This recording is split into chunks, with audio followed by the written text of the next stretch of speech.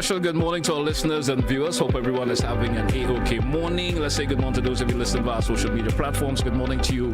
Welcome to today's edition of To The Point. It's Wednesday. It's the 17th day of June 2026. Good morning to those of you who are, of course, driving along on Nation Roads. Good morning. And it's Government Wednesday. And I do have it as this morning. So he's a little out of the shot. Let me see if I can get him in for a little bit. I'm not sure what happened there, but I said I got you out of the shot there just a little bit. But let me see if we can have that corrected. We have with us this morning, MP Ron Redhead this morning with us this morning here on today's edition of the Pod. MP Ron, good morning and welcome. Good morning, GT. Thank you. Good morning to the GBN family. All right. How's everything, sir? Well, just quite for the time. I think everything is going okay. Okay. Well, let me say congratulations once again. I'm back on you now being the Minister of ITC. Thank you. ICT. Yeah. Thank you. How does it feel to be back, of course, having a particular ministry to deal with and so forth? Well, it's humbling. It's a lot of work and responsibilities, and so you're just getting ready to be up to the task. I think right now we're settling in and doing what we have to do to build out the ministry. All right. I guess you settle it. Well, one of our feature conversations we're going to be having today is going to be, of course, mainly pertaining to the National Democratic Congress. They have that upcoming convention and rally. The mega rally strategy for Telesford. Yeah. So let me just add one correction. It's a General Council. General Council. I thought it was actually a convention. We have a convention scheduled for later on this month, this year. Sometime in October. Right. So, all right. Essentially, we are celebrating 4 years being elected as the administration in office and leading the country. We want to do so in fine style, and we want to do so in a manner which demonstrates that over the last 4 years, Grenada has been successful not just because of you or me, but all of us, and the efforts of every Grenadian toward the contribution of the advancement of our country. You have the public servants, you have the private sector, you have the government, and most importantly, we believe you have the community and the youth. So they all played a pivotal role.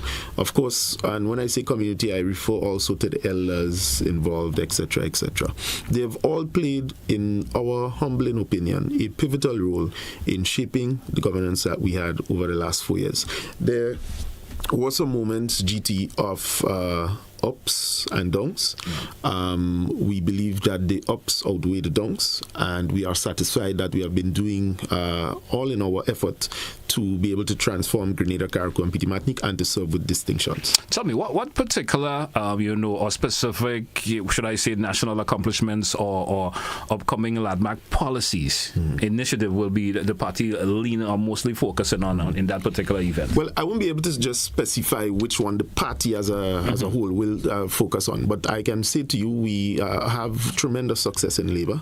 We have had tremendous success in, we consider it infrastructure in recent times to be a tremendous success. Healthcare as well, agriculture as well. We've seen some advancements there, and also maybe even just as a subsector, the question of disaster management, right? We have been able to advance drone training. I spoke only over the weekend with one of the representatives from the OECS who is interested in working with us to be able to pioneer the request made by Prime Minister to have a drone association. Okay. Right? So we are working overtime to achieve most of, if not all, what we had set out in our 2022 manifesto. So far, we are satisfied as well with a key component of community development. One of the features that we are going to focus on heavily in our second term is that of building out constituency councils, assemblies, that sort of thing.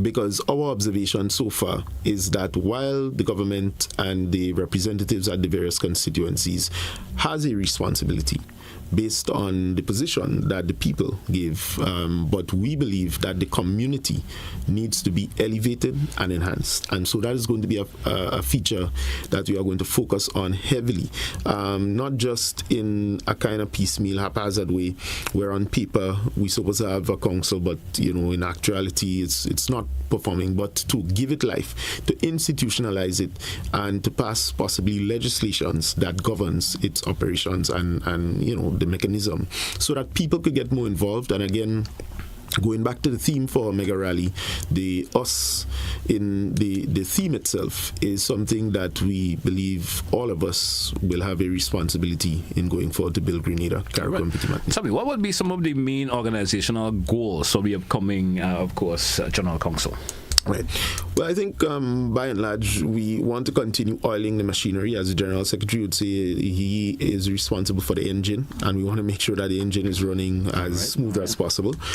Oiling the machinery, of course, because we are inching closer to general elections. I am not at liberty to announce any date or anything like that, but just to say that the prerogative lies within the purview of the Honorable Prime Minister. Okay. And when he sees it fit, he will do his necessary legal responsibilities and get that done.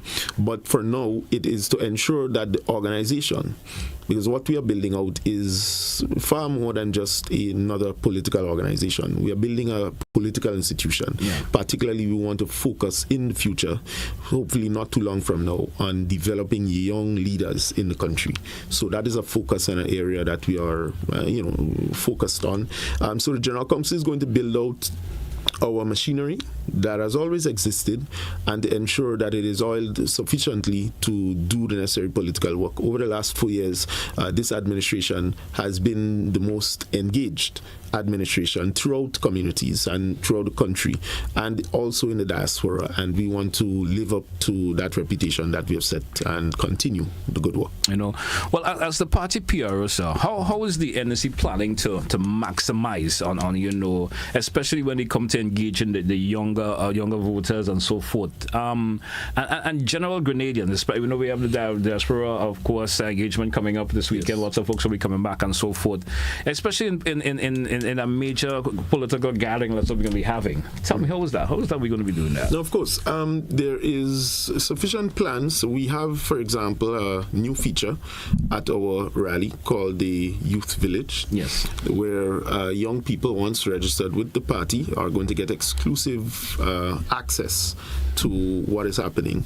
They would be able to meet with the leadership, engage them. I am certain they would want to take photographs with some of the artists, that sort of thing. So that would be facilitated through this youth village. But it also provides a platform for young people who are just entering the party to see something different and to be more directly connected to the leadership of the party beyond just the social media and probably visitations and so on that takes place. What we want to do is really build a relationship with our young people in a genuine way.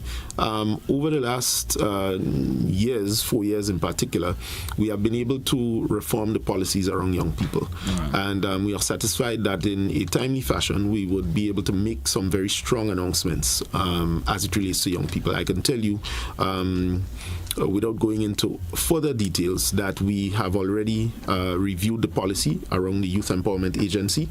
There is the potential engagement of someone to be able to manage the process, like a project manager, and to be able to implement it. We have looked at two components, that is junior achievers and the young leaders component, as new programs that can be effectively rolled out to help build the capacity of our young people more from an institutional standpoint. Right. So one focuses on business, the other focuses on young leaders, civics, that sort of thing, so that we institutionalize it and do not use ad hoc programs with all sorts of names and just give a party person the responsibility. We want to professionalize that aspect of it, and starting certainly as it relates to apprenticeship training and programs of that nature, we want to really reinvest in our junior achievers and young leaders throughout the country. Great. I still want to talk to you about young people. Attracting younger voters is sometimes could be a toughie, in terms of, when I say a toughie, in terms of getting their interest where you would like it to be, especially within the political realm. Sometimes you listen to younger people talk and it's distant to them. Mm-hmm. They may be preferred in how much money I could make, or we get a new car or something, or go to some other event and enjoy themselves than getting too in depth into the political realm of things. Mm-hmm. How is the NDC doing in terms of attracting the younger people, to the organization?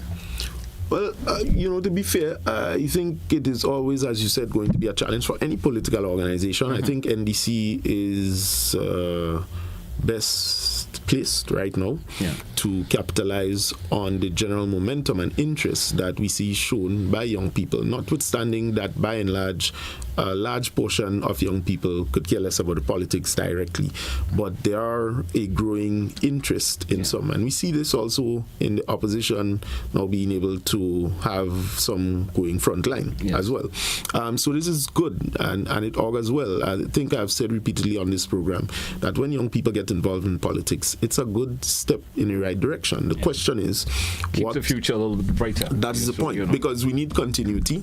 Some of the leaders who existed as far back as 1970s and so on and 80s, they may not necessarily have the energy to carry the country at this particular time, and therefore what is required is the natural transition of the leadership. So it is something that we are always looking at and trying to understand. As I mentioned, one of our focus is to build out the NDC as a premium political organization that focuses on that question of building future leaders. So when we construct, for example, our headquarters, it will be equipped, in a sense, with a room that can lead out some of that training. For years, we've spoken about the question of genuine political education, not necessarily just trying to teach somebody a philosophy or an ideology, but the understanding as to how political leadership is required in almost everything that we do,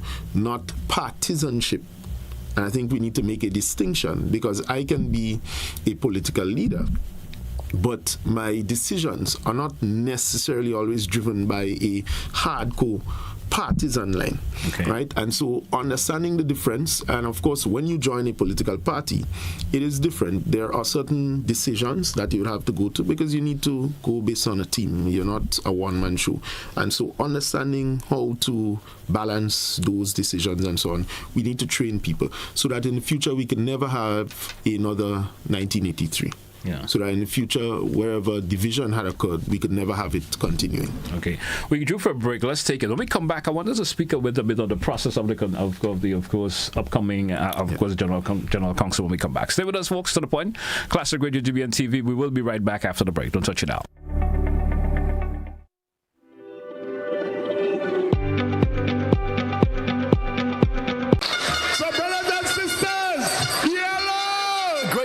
The month of June will come alive. 4 years ago, we made a decision to move our nation forward. Now, we are stronger and more determined than ever before. Unity is strength, and we getting stronger. On Sunday, June 21st, the National Democratic Congress invites you to the biggest celebration of progress, hope, and people-centered leadership at the Monrouge Plainfield for the NDC's 4th anniversary mega rally. Yellow fever. Under the powerful theme, 4 years stronger, you, me, us. Thousands will gather in one voice, one heart, and one vision for Grenada's future. Now we give them yellow, yellow, yellow, yellow, yellow, yellow, yellow fever. Come hear the leadership shaping tomorrow. The Most Honorable Prime Minister Dickon Mitchell, Honorable Andy Williams, the South Boss, Honorable Ron Redhead, Senator Claudette Joseph, Honorable Philip Telesford, and more. Experience live performances, electrifying energy, powerful messages of transformation, and the unstoppable spirit of the people of Grenada as we celebrate fathers across the nation and the world. Contact your constituency office for transportation. Bring your flags, bring your family, and most importantly, bring your yellow. Sunday, June 21st from 5 p.m. NDC Mega Rally 2026. 4 years stronger. You, me, us. Things happening. The Ministry of Agriculture White Potato Production Initiative is an OECS sub-regional project aimed at reducing Grenada's reliance on imported white potatoes, which in 2025 had an imported value of over 4.5 million EC dollars. The White Potato Production Initiative is part of the Ministry of Agriculture's food security drive and is being undertaken with the simultaneous cultivation of other crops such such as sweet potatoes, pineapples, coconuts, carrots, and other vegetables. Other OECS countries like Dominica and St. Vincent and the Grenadines are already at an advanced stage in white potato production, with Dominica completely cutting the import of white potatoes during the first quarter of 2026. Grenada is now preparing to advance production for better output in 2027. The Ministry of Agriculture, Lands and Forestry, ensuring food and nutrition security for all.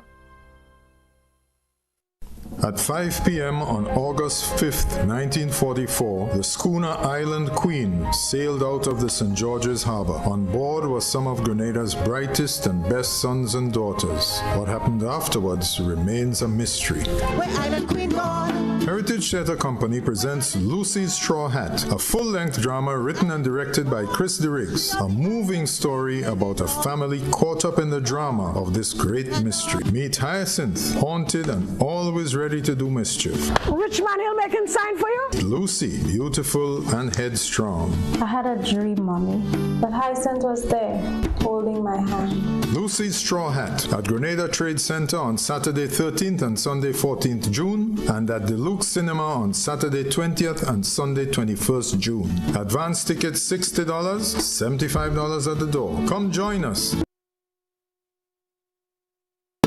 Where Island Queen gone?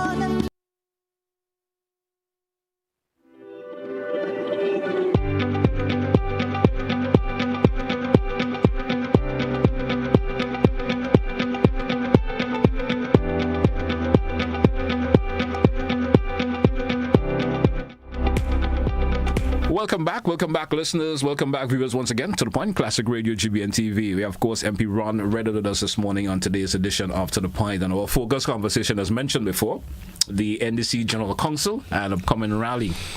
You know, I mentioned to you before, though, I want you to kind of give me an explanation or breakdown of how the process of the General Council takes place. Because, you know, sometimes you get that mix between General Council and Convention for some reason or the other. Give me a breakdown. So the distinguishing feature really revolves around the voting process, right, for members to form the national executive, right, or the elected executive in our instance. So the convention features the election process of the leader, chairperson, deputy leader, etc., general secretary. The General Council does not. The General Council is the second highest decision-making body within the hierarchy of a political organization. In other words, is where delegates from across the island meet. There's a percentage which determines the difference from convention to General Council. It's less in General Council, it's more in convention. And that percentage of delegates help to make decisions, which a key one is to determine the time, place, and venue for the next convention. Right. So that is important to occur because it sets that information. It sets the trend for the convention, upcoming convention. But the General Council can also feature motions, things of that nature. But primarily the political organization, the NDC, we are not focused so much on that at the moment. I think what we're focused on is continuing to keep our people together. Most importantly, we currently experience a very high unity, and therefore we are at the position where we can engage in the General Council, which leads into the convention. Gone of the days when, you know, for us historically, that may have been a challenge in terms of not bringing people together. The NDC base has always been active and involved in its conventions and General Council, but essentially being able to focus on some priority areas. So I think it's something where you would feature reports over the last year or so for the reporting period, and general information, as it says, General Council and a meeting of all the delegates, a smaller percentage than convention. You know, with the next general elections looming, how is the NDC, should I say, using this General Council, you know, to finalize constituency caretakers and assess candidates' readiness? Are we using it for that purpose also? Well, the General Council may not feature that, but the convention certainly can feature such. But in addition, the conversation is always ongoing, and as I always mention, the NDC is ever always preparing, right? There is no stoppage to the focus on election. This is the mechanism or vehicle to which you can form government or official opposition, and therefore you need to remain focused on the task at hand, which is eventually, ultimately, reaching to a general election. Particularly, the General Council will not necessarily feature the issue of candidacy, that sort of thing, and I would probably leave that up to the Prime Minister to discuss. So with the mega rally coming up, would that be on June 21st? Would this serve more as a solidarity, base per se? Yeah, it's a celebration. It's a celebration, and it really features the ability of the Congress to keep itself together in the interest of the country, right? So it's going to be a glorious celebration. Last 4 years, it has been, in some respects, challenging, also rewarding, and we want to celebrate with the Grenadian people, both those who would be visiting and those living in Grenada, on the many successes. Notwithstanding, we still have room for improvement, which in anything in life, there's always gray areas which you need to clean up. All right, great. Happy to hear that. Now, you officially assumed the role of Minister of Digital Transformation. What is your immediate 90-day, priority in transition the ICT before away from the Prime Minister himself? No problem. Let's speak about relation to that. I think we kind of exhausted on the rally. Yes, no problem. So we're still settling in the ministry. There are a number of projects, proposals on the table that we have to look at. I think the key thing for us at this moment is to focus on how do we improve efficiency. And I can take one example. The experience on the port is not a pretty one. Yeah. You have to go from bow to stand, as we say locally. And I saw someone speaking that it's a task at hand. It is a task. So we want to look at how we can centralize all of that and to be able to make it a lot more efficient, both for business and private individuals, Grenadian citizens who... Let's take, for example, if you're making a donation to a school, you have to come back and it's just all over the place. I don't think people have an issue with payments. I think what people have the issue with is the process. In terms of things are done. The amount of things. So, in terms of how things are done. So, we're going to be looking at that and to see how we can digitize this aspect of it a lot more, better, to make it easier for citizens to do what they have to do and to conduct business throughout Grenada. All right, great. Happy to hear that.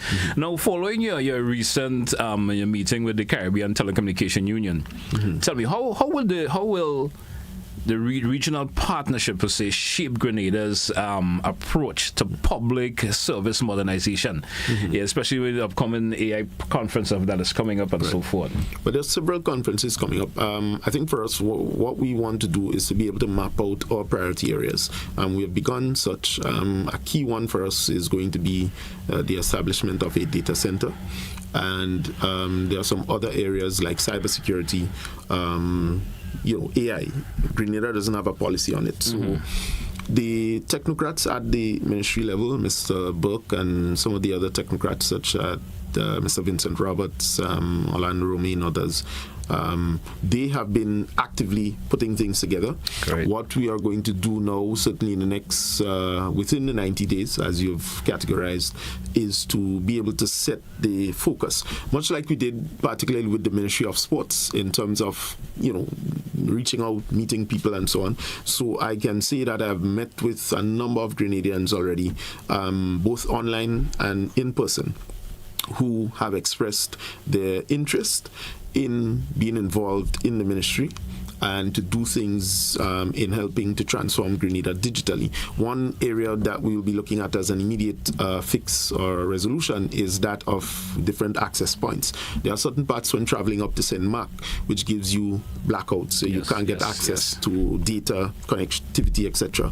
And in the realm of security, ensuring that technology can assist. Whatever it is we have to do is to install repeaters, etc. We're looking at all these options and we're trying to see how we can could fix some of these things. Again, ensuring that we provide access points at community centers in critical areas as well, so that young people in particular are not left behind with the whole digital revolution. They may have devices, but connectivity always becomes a problem. We do have the piloted program with Flow called Jump, where they are providing unlimited free broadband services to several homes throughout the country.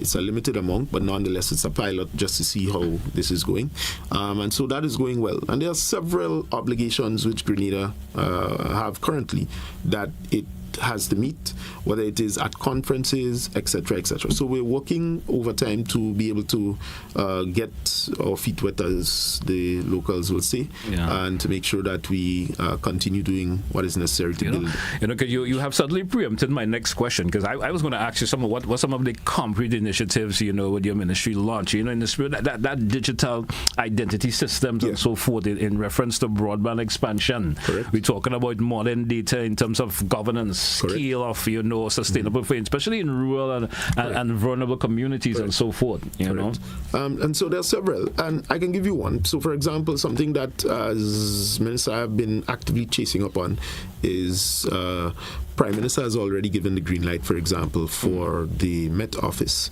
to be under the subscription of I think it's the World Meteorological Services. But in any event, that is going to enable Grenada to be able to place itself under a severe weather warning or a tropical storm warning, etc., in conjunction, of course, with the National Hurricane Center. So we're not currently part of that? No, we're not. And it's a paid subscription. And one of the things that is holding that back is just to pay for the subscription. That's one.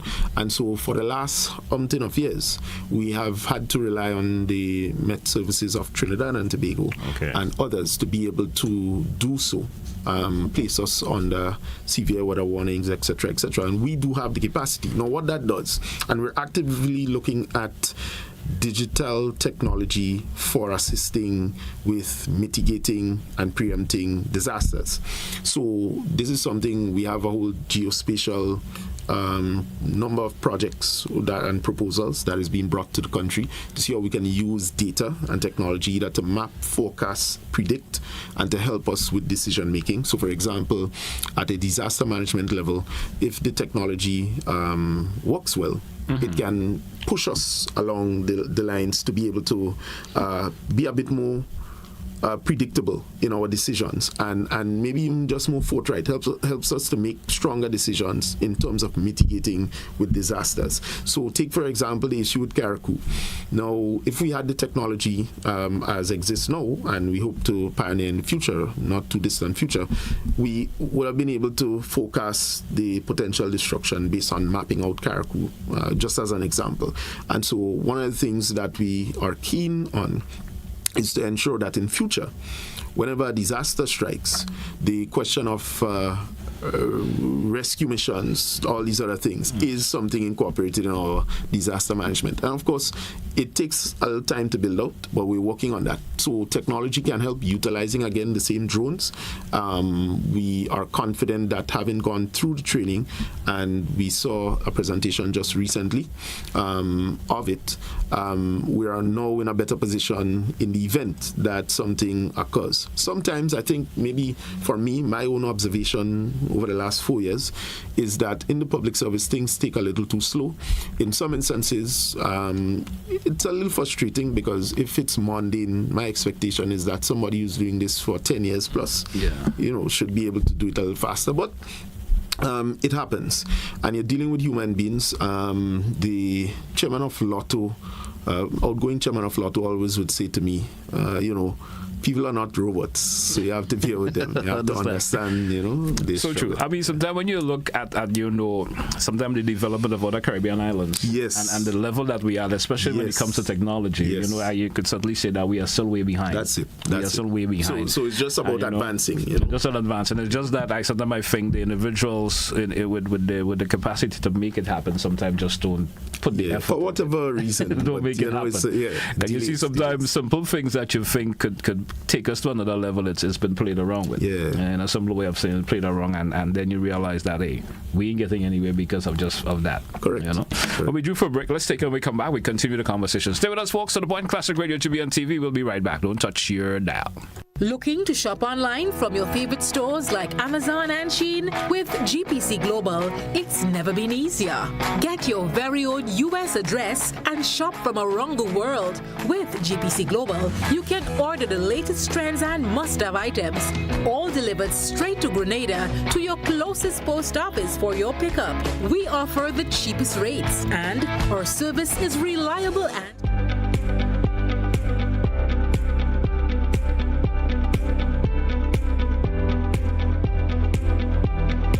life doesn't stand still. It moves. It grows. It asks you to believe in what's next. Your first car. Owning your home. The business you build. The future you choose to invest in. Life moves in steps. When you're ready to take the next one, we're here to help you move forward with banking solutions designed for life. From vehicle financing and mortgages to education savings, credit solutions, and support for your growing business.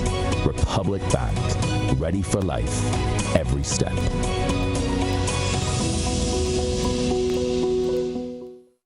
Hey everyone, here is an invitation to join me this and every Wednesday at 8:30 p.m. on GBN Television 711 K105 FM, our Facebook page and YouTube channel for Kaiso Talk. Meet the Kaisonians, hear their stories, feel the vibes. Kaiso Talk, Wednesdays 8:30 p.m. Compliments the Grenville Credit Union. This Emancipation Weekend, Freedom Takes the Sea. The Media Workers Association of Grenada invites you aboard Unscripted, the Freedom Edition, Friday, July 31st. Step into an unforgettable night of music, vibes, culture, and connection aboard the ultimate summer cruise experience. Meet your favorite media personalities, party under the stars, and celebrate freedom the unscripted way aboard the Ecstasy. Boarding is at 7 p.m., sailing at 8 p.m. Dress code Freedom Chic, bold, stylish, unapologetically you. Tickets are limited and going fast. Get your tickets online at GoToFet and at recognized ticket outlets. Unscripted, the Freedom Edition, because the best stories are the ones you never planned.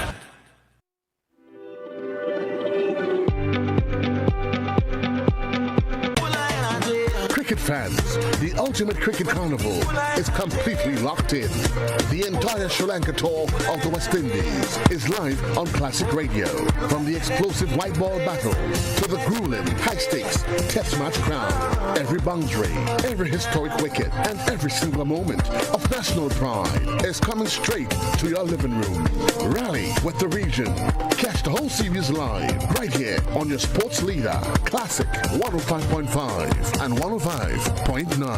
Sponsored by National Lotteries Authority and Tabax.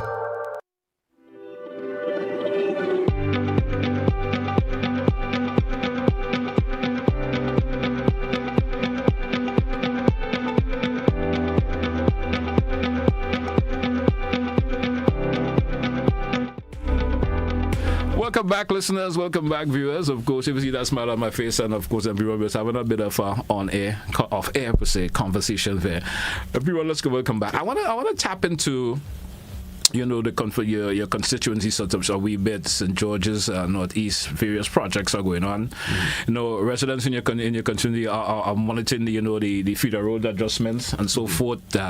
What is the status of the Willis Road rehabilitation project, and when can residents expect a full completion? Yeah. All right. So we're working. I think the contractor indicated he is on schedule. What is nice about this is that we have included an addition. Mm-hmm. We're working with the Methodist Church which hopefully we could iron out all the other existing kinks to do a roundabout at the entrance of Constantine Road, which takes you, that's the junction that takes you back up to Vendome, or you could go Constantine. Traditionally, when you come into that corner to swing in, you have to come down, reverse, come down. It's tedious. We have been able to at least prepare the designs, and when I say we, meaning in this instance the contractor, and hopefully the Ministry of Infrastructure will be able to negotiate in short order the either total acquisition or an appropriate compensation for the area that is going to be utilized to create the roundabout. But by and large, they have advanced the work significantly. There are just some additional shaving that has to be done both at the second bridge. The first bridge is pretty much ready and getting prepared for pavement. And the outer parts, meaning Constantine Main, all of the cutting and so on that was necessary so far has been completed. What has been going on is retaining walls and drainage systems that has been constructed at this moment. All right. I mean, I have viewed some photos of the area too, and I'm seeing it's pretty complete. No, it's looking in good. terms of the widening of the road. Yeah, it's looking really good. And again, we want to place on record thanks to the contractor. I think the only issue that residents did have, and which we have since attempted to resolve, was that of the dust. Because as you know, when the dry season was really severe, the wind and in addition with the dust didn't make good, and children who suffer from asthma, etc. would have been challenged. So I think we worked with the contractor to be able to periodically wet the ground. You know, following previous rollouts of the Build Back Better housing projects and so forth, how many more families in your constituency are marked for receiving housing support in the upcoming months? Right. Well, we have several. We started this year with about 916 people requesting housing assistance, and not necessarily for the Build Back. The Build Back was only for Hurricane Beryl. So that has since exhausted itself.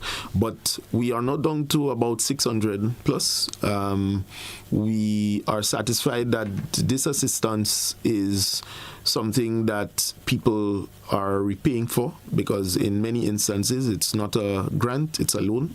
Normally, if you have an elderly who is maybe even bedridden, etc., they get grant assistance, right, where they may not have to repay, then a brigade does the work, and the government assists by providing the technical support for the materials required and the measurements, etc. So that is as much that happens. Housing is a very critical need in St. George Northeast and continues to be a critical need, and we continue to tackle it.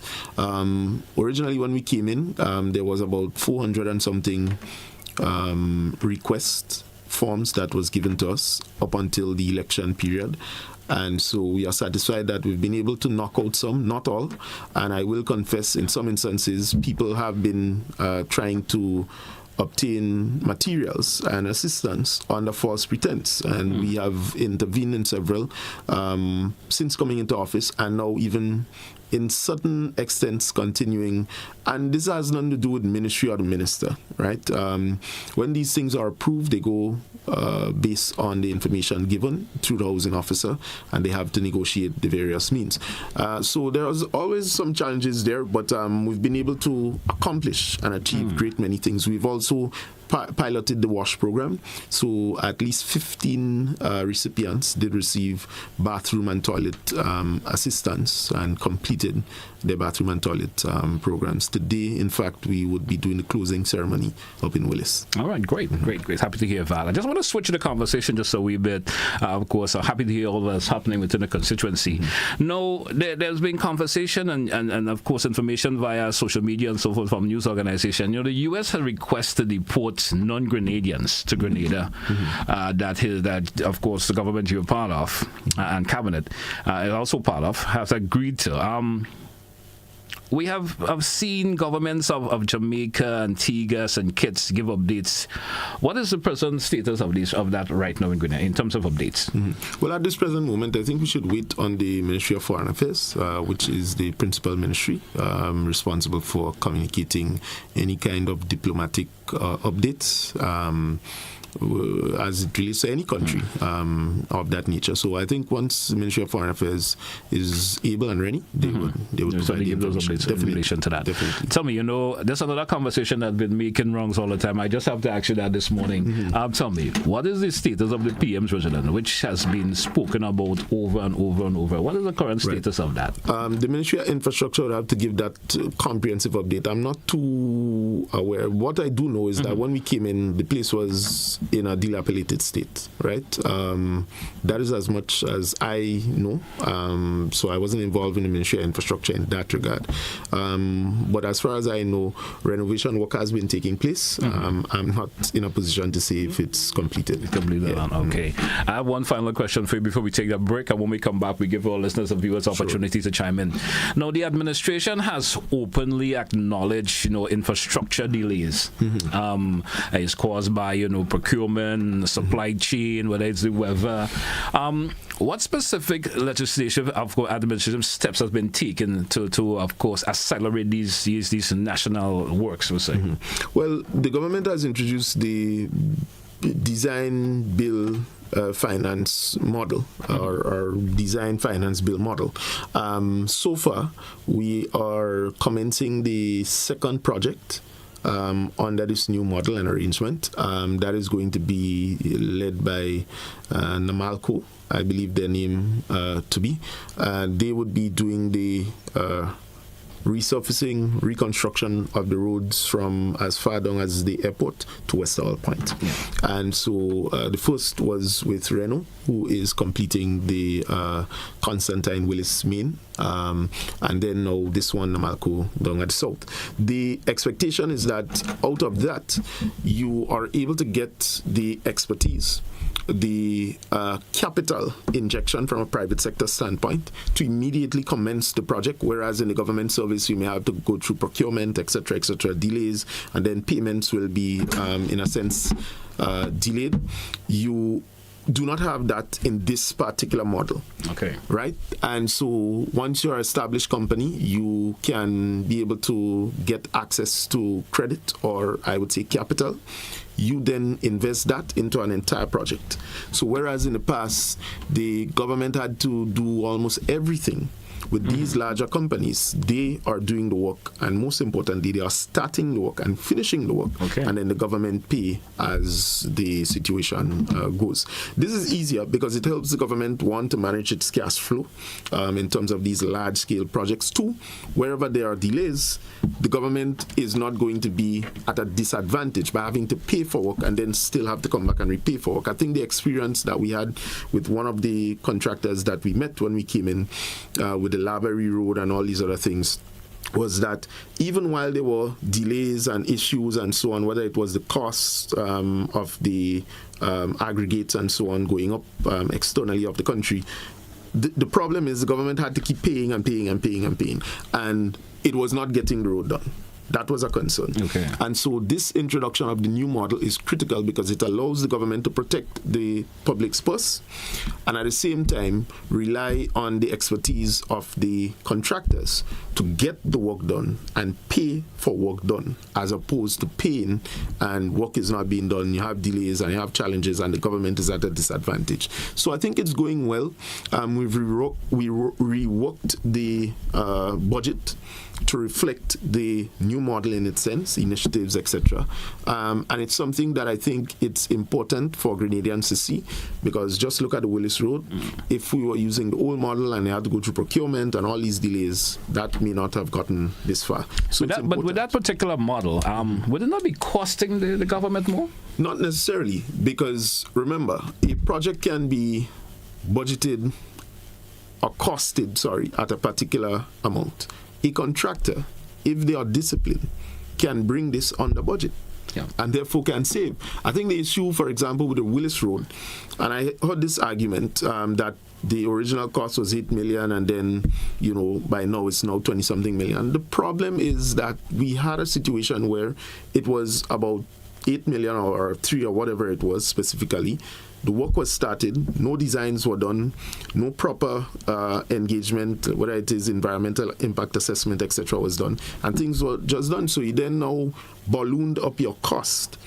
you had to pay for work done. You now have to pay for new work to be done.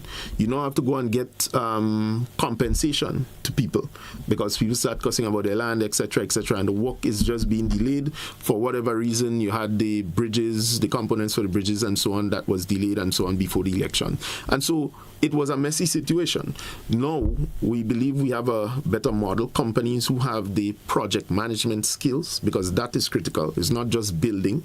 Somebody could build, but if they can't manage the resources, if they can't manage the workers, if they can't meet targets efficiently, then it makes no sense that you're hiring them to do such a large-scale work.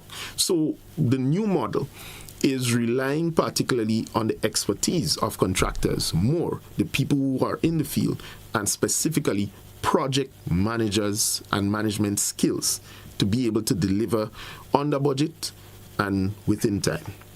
Critical. All right, that's great. the difference. We due for a break. Let's take it when we come back. In the next segment, listeners and viewers, you have the opportunity to call in, share your views and concerns in relation to our conversation this morning when we come back. Stay with us to the point. Classic Radio GBN TV. We will be right back. The Grenville Cooperative Credit Union introduces its new digital platform, managing your finances at any time from anywhere. As a part-time student, balancing work and studies can be a real challenge. But with GCCU's digital...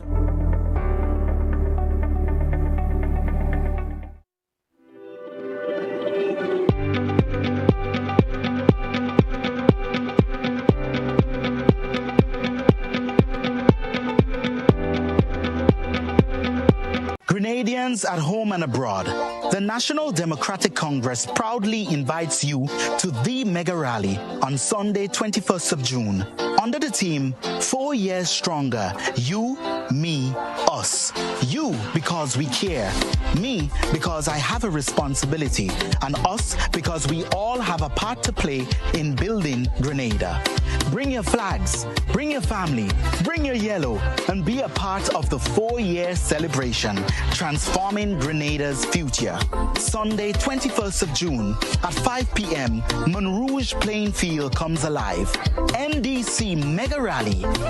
You, me, us. When the man say that he blacking out, what you think it is? Yellow fever. Yellow fever. Whoa, we give them yellow fever. My name is Carpage. I'm the head coach of St. Jago High School boys track and field team. My name is Joseph Small. I am the head coach of the girls female program. Preparing an athlete is not just running on the track. You have the mental aspect, you have the nutrition aspect, and you have the support and the motivation. So there's a lot of factors that we have to look into, and we have to try to see how best we can deal with them as best as possible. Be viewing Caribbean Medical TV on this station.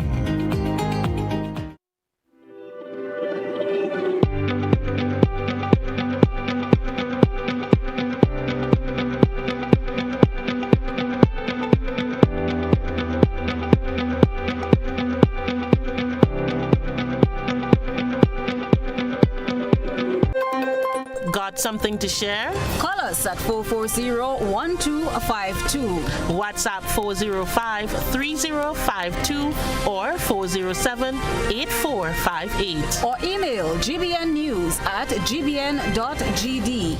GBN News, first, accurate, voted #1. Looking to take your business to new heights? Advertise with GBN on our social media platforms and get noticed by our 138,000 plus followers. Reach a massive engaged audience ready to connect with your brand. No matter your business size, GBN is here to help you grow. Contact us today at admin@gbn.gd or WhatsApp 407-8458 to get started.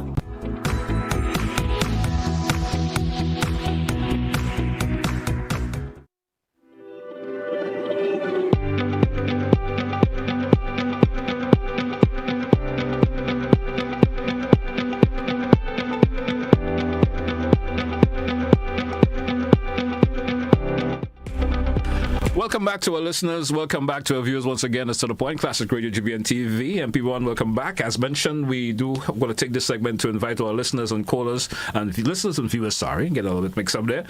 Share your views and concern in this segment. I beg of you to, of course, just ask your question directly so that we can accommodate as many callers as possible. Let's go to the phone line. Our first caller is available. Caller, you're live. Good morning. Yes, good morning, Doc, and good morning to your guests. Good morning to you. Go right ahead, please. With respect to the road contractors, these large companies, these large projects would be done by the executing the contractor, and at the end of the project, they will get pay. Does that really mean that our local contractors will not stand a chance of getting any contract from the tax contribution of the state? Is it a fair system? Right. Yeah, no, caller, not necessarily at all, because in most cases, these large companies will still have to do subcontracts to get work done. And as announced by Namalco, they are going to subcontract a number of contractors here locally to get stuff done. Okay, great. We do have another caller. Caller via WhatsApp. You're live. Let's hear from you, please. Yeah, morning, GT, and morning to the Honorable Minister. Good morning. And Minister, welcome. Glad to see you back in ministerial duties. But GT, before I make my contribution, people have asked me to tell you to give the public a little more time to ask questions. Generally speaking, and I'm not talking about this morning, but generally, they complain that there's not enough time to interact with your guests. So I just thought I have to deliver a message on their behalf. Anyway, I'm always glad when the concept of community development is mentioned. And especially if it means community development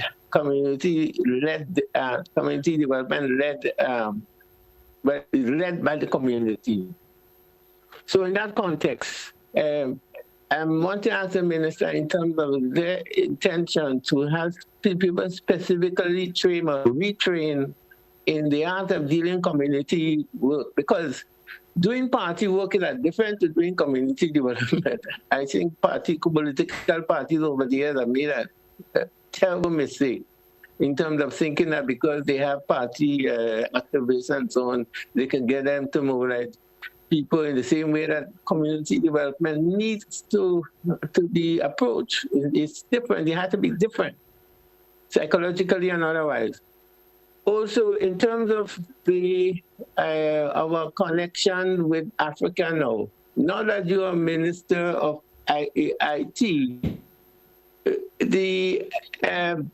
that area is gravely underutilized in terms of connecting people, whether it's within the Caribbean or even Africa. Is there any intention to consider finding ways and means to interact with the continent using the technology that we have now? And I think the final question has to do with, let me see, I'm forgetting it, but it has something to do with the Caribbean. But anyway, thank you very much. Thank you, caller. Thank you so much. So, caller, I agree with all, both of your, one, the suggestion, and the second, the question. Yes, we are already looking at a proposal to integrate, for example, financial systems with some of our African territories. The goal of CARICOM, as I understand it, is to have in future greater interaction and integration of the African society with the Caribbean region, and it deals from finance and also travel as well, those two areas, and so it's something that we're going to be in Grenada actively working on at the time. Okay, all right. Well, we do still have time to accommodate more calls. Of course, I guess the calls maybe have exhausted already, so obviously we have another caller, but suddenly we do have a next caller coming. Let's accommodate with maybe our final caller for the morning. Caller, you're live. Good morning. Go right ahead, please. Yes. Are you hearing me okay? Caller, go right ahead, please. Good morning to Redhead, Honorable Ron. Well, I listened to you this morning, and when you were the Chinese people, said, oh boy, you sound just like Morris Bishop. Anyway, your mannerism and everything is Morris. But I'm so very happy. Well, you know me already. I'm very happy that Deacon reinstated you into cabinet because I've been calling for that, because you have contributed to the party. And, of course, he came in the party and meet you there, but you have contributed. So I wish you all the best. But again, I just want to say, and I know you're good because your constituency is very good also and they love you. But again, I just want to remind you, Honorable Sir, is that the party color is not yellow. The party color is gold. I keep on telling you that, and other people that over and over.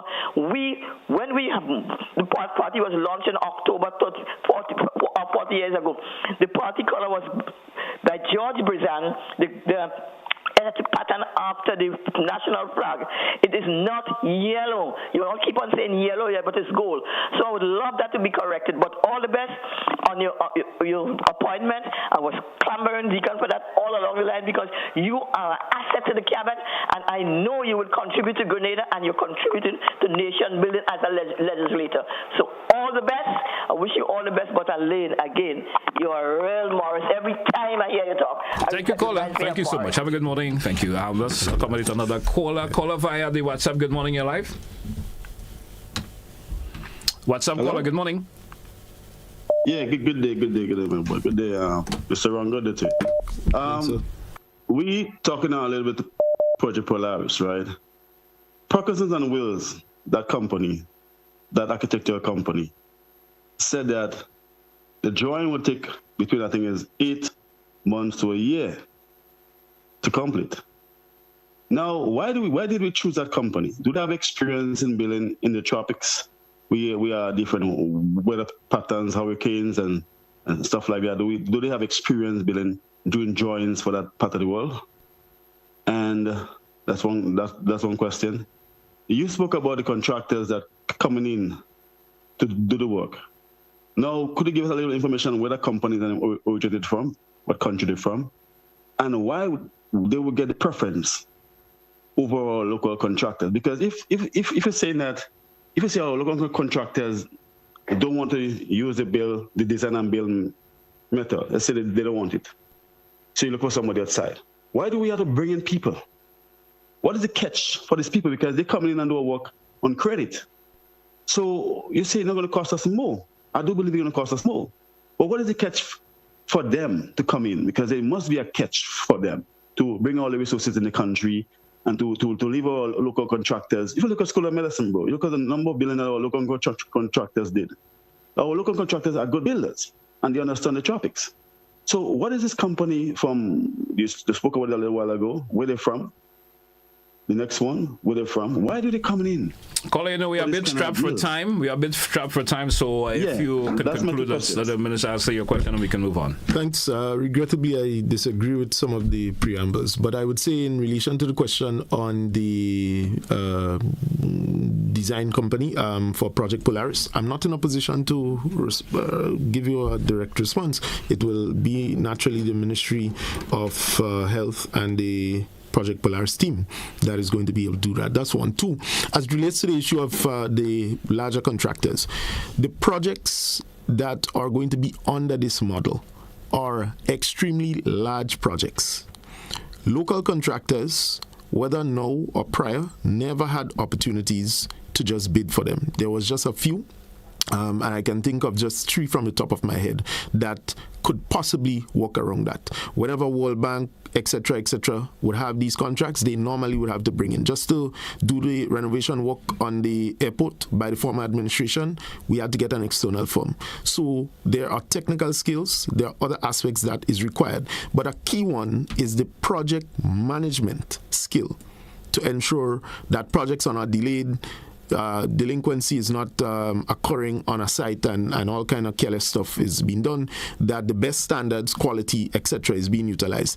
And then this only addresses the bill finance model, which are some of the larger scale projects, right? What the local contractors do have opportunities to bid for, that is currently being done. In fact, I just received from my road officer confirmation on at least one project that is critical for the current work that is taking place on the main road, Monge-Bolio main road, now with Nawasa, and in dealing with that project. And I want to compare something. It's not to throw the workers under the bus. They're working extremely hard on that project. Look at the state of that project up Monge, going up. It's all local contractors. And then look at Willis Road. I rest my case. MP, of course, that's what we're going to take a wrap today for today's edition of To The Point. Anything in closing before we... No, well, just to say to the Grenadian public, Sunday the 21st is going to be our General Council and our mega rally.